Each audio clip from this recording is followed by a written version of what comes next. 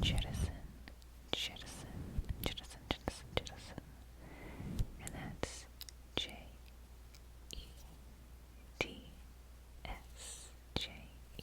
Jets, jets.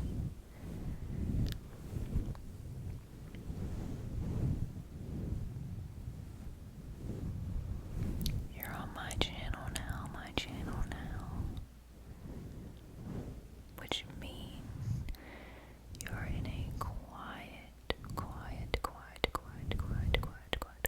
and a safe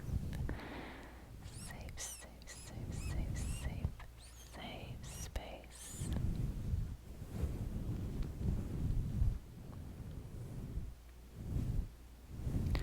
As you can see, I have a fuzzy mic. This was one of my Christmas gifts because I asked for mic covers. And I never realized how gentle you really have to be with these. But I thought I would put a fuzzy mic on for soft, comforting vibes. Because the topic of discussion for this video can be a little stressful. So I thought it would be nice to have some fuzzy, soft vibes.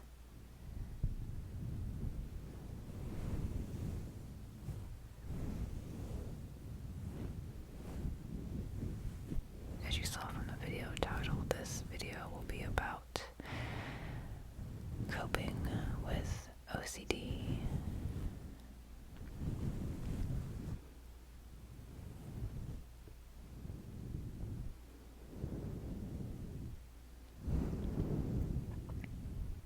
And just as a little disclaimer, I'm not a doctor, I'm not a therapist.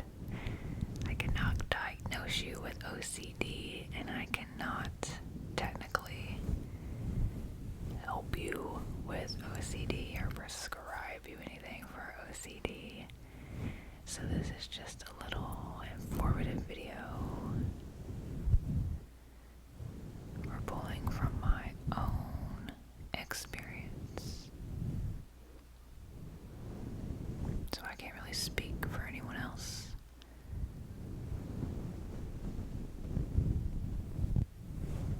But I have some notes. I have notes.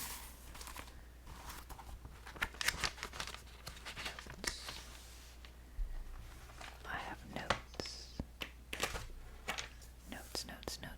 Notes. I always have notes.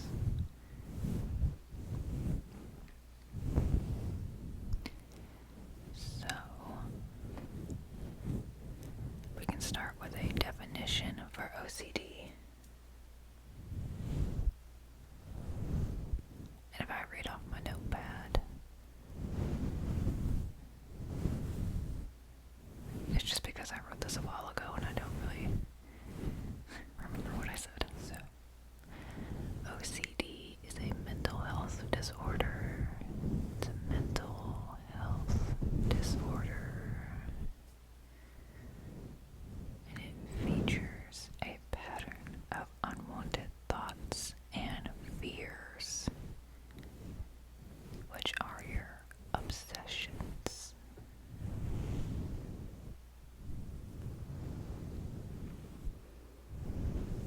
And those lead you to repetitive behaviors, which are the compulsions.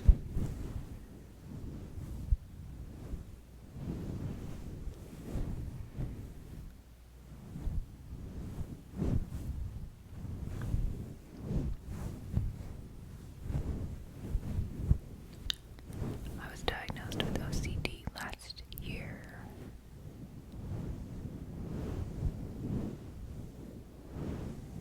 And after the diagnosis, I look back at my life and I was like, oh, I've had this forever. It just never occurred to me. Because you know, when some people think of OCD, you think of what you've seen on TV, which is someone, you know, the classic washing their hands a lot, and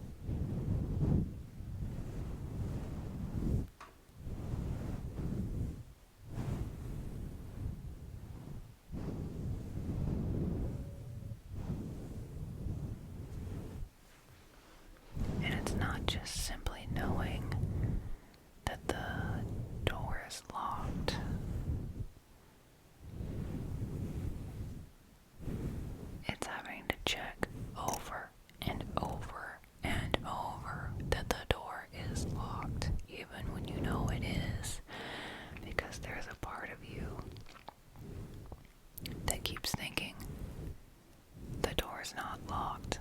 I accidentally unlocked it when I went to go check it the last time, and then you repeat that over and over. And there would be nights where I would get up 1 or 2 times every hour to go check. And after my diagnosis, I was like, oh yeah, that makes sense. But I never think of that. Because I just thought it was anxiety.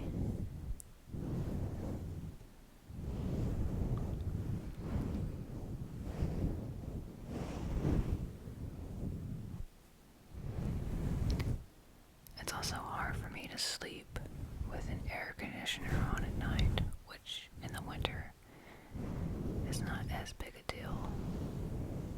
But there's a window unit in the bedroom, and that stays on until you turn it off. And so there's a constant, white noise throughout the night. But because I can't really hear anything underneath that white noise, I keep thinking, oh, there's something happening underneath that white noise that I'm not aware of. And that keeps me up, because I'm like, what am I not hearing that's happening right now? Which, once again, is a personal safety thing.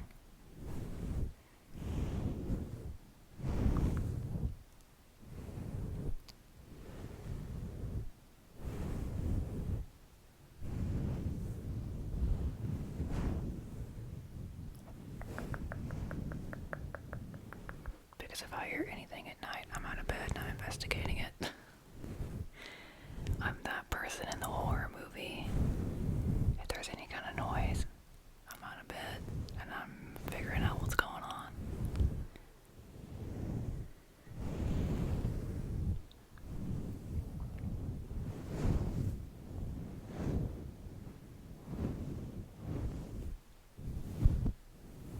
Obviously, I'm a little bit of a light sleeper.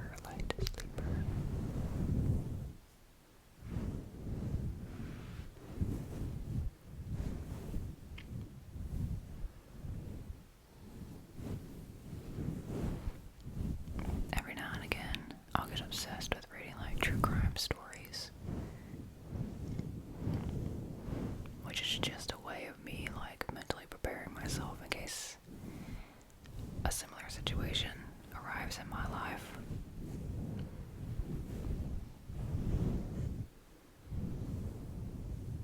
Because I'll be reading the story, I'm like, well, what happened that, this person was in this situation? And then I want to do everything I can possible to not repeat those behaviors. So it's just little obsessions like that can spiral.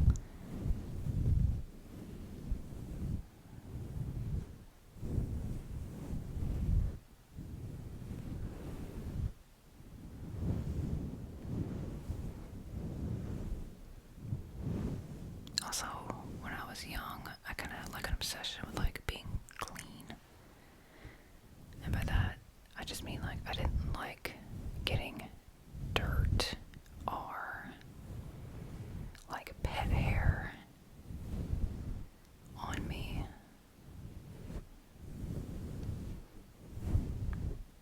Because even now, honestly, if something gets on my clothes that I wasn't expecting to get there, making sugar cookies for Christmas, and I was wearing darker pants, and flour got on my pants, and I had to stop what I was doing and get the flour off of my pants immediately, even though I was still making cookies, because I could not stop thinking about how there was flour on my pants, and it was upsetting.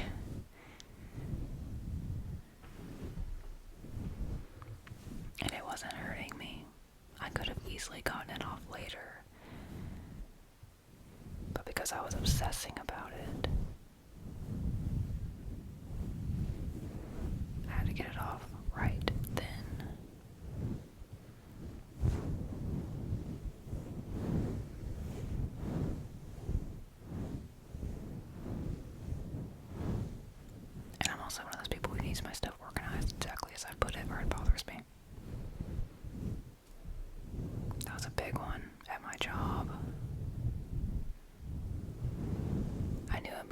if someone had been in my area because they didn't put things back how they were. And everyone was just like, don't go in their area. Because I would come find you and I'd be like, what were you doing? Why were you touching my stuff? But also, I think it's just like courtesy to put things back where you found them.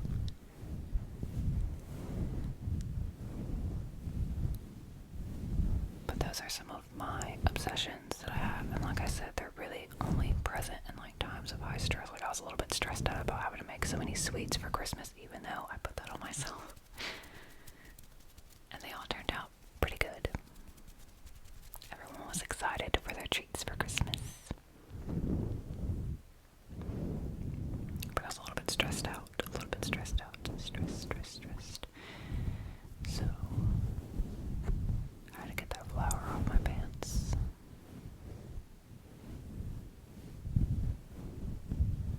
Also, when I cook anyways, I have to like wipe my fingers off multiple times because I don't like how things feel on my fingers when I'm cooking.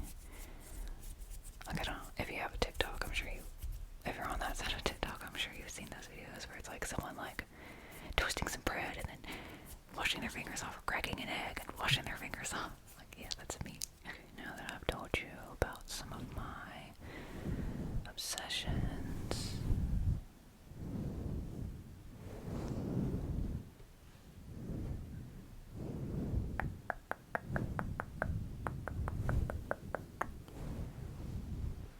I'd like to tell you about some like coping methods that I have found.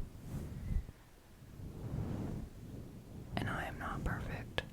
A lot of times when my OCD is like flaring up, I'm not even completely aware of what is happening because in the moment I'm just, focused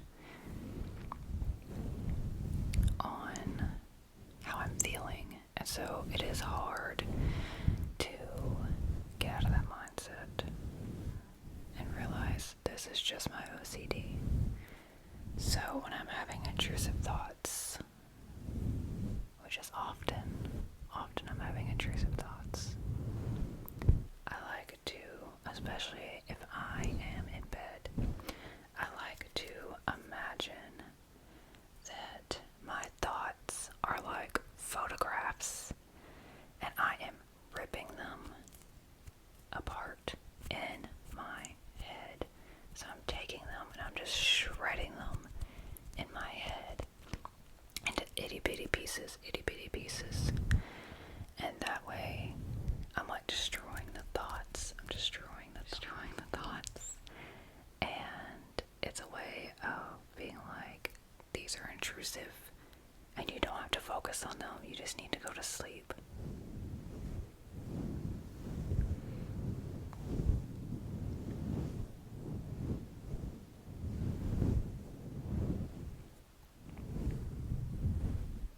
My therapist also told me that sometimes it might be a good idea to let the intrusive thought run. That way, it's almost like completing the thought. Like, well, if this happens, this is what I would do. But my therapist also said that it's important to tell yourself that did not happen because your brain does not know the difference. So you can try ripping your thoughts apart, or you can try and let it play out and tell yourself, this is what I would do in this scenario if this were to happen, and then remind yourself that it did not happen. Don't need to add any extra trauma to yourself.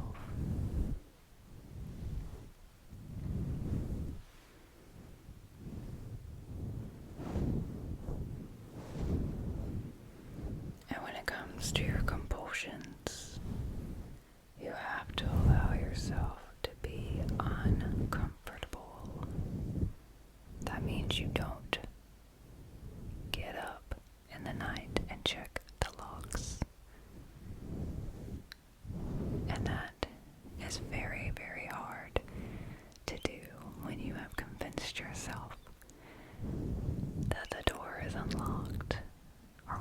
obsession is you convinced yourself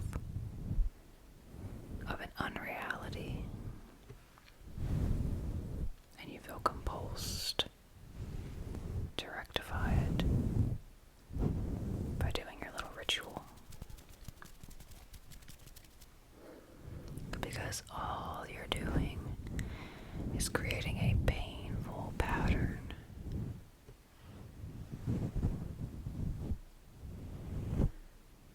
So you can tell yourself,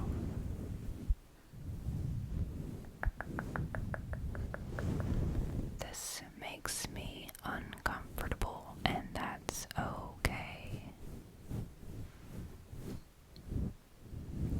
This makes me uncomfortable, and that's okay.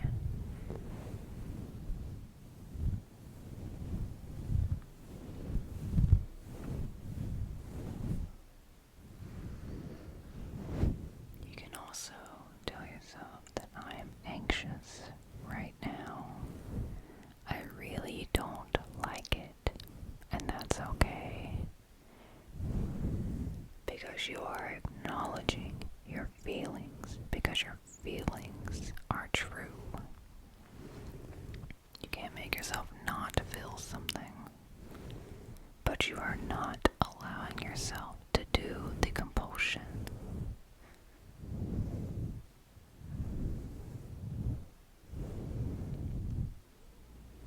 I'm anxious right now. I really don't like it, but that's okay.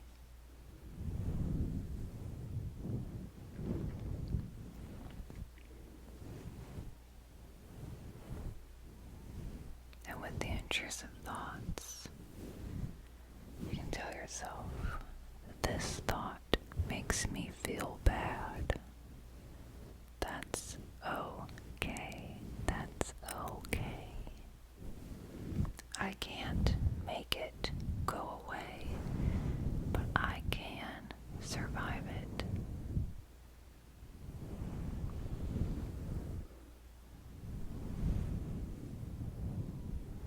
I've read that it's best to acknowledge your intrusive thoughts,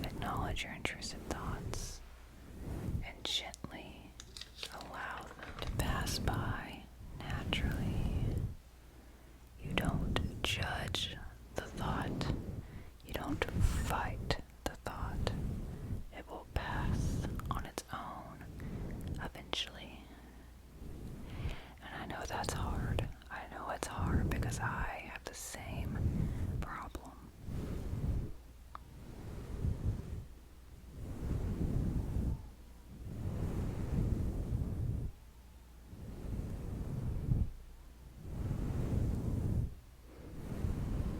But acceptance of a thought is not approval of the thought.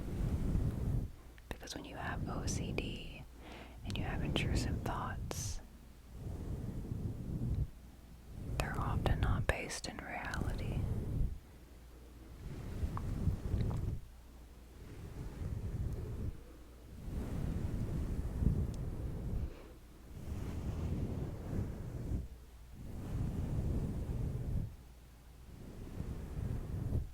So another coping mechanism you can have, especially if you're having anxiety, because like I said, a lot of times OCD flares up for people when they're stressed. So if you are having anxiety, one of the things you can do is focus on your 5 senses. 5 senses. 1, 2, 3, 4, 5.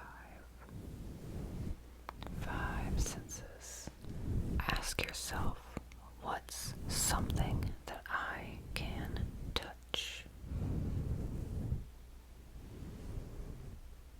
What's something that you can touch, touch, touch, touch, touch, touch?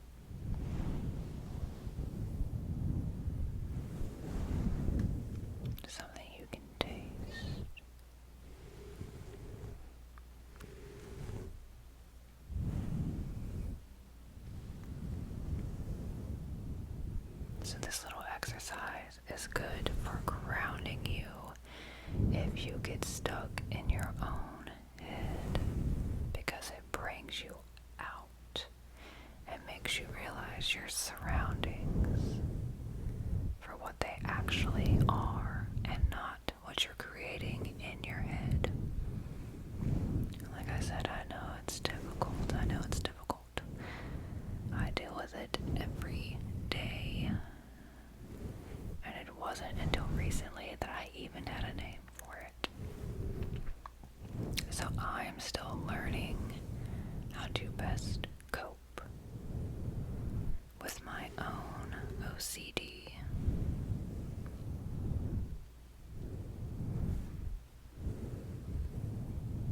My best advice is to find a therapist. And through sessions, figure out what works best for you.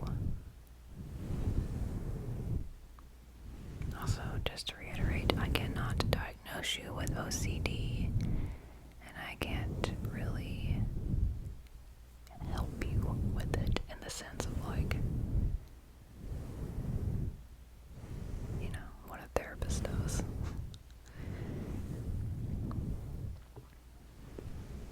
So if you think you might have OCD, my recommendation is to find a therapist. I wasn't even in therapy for OCD, and it just came out through my sessions. But I hope you found this video relaxing, maybe a little informative, and that your mind is nice and relaxed and just focused on sleep.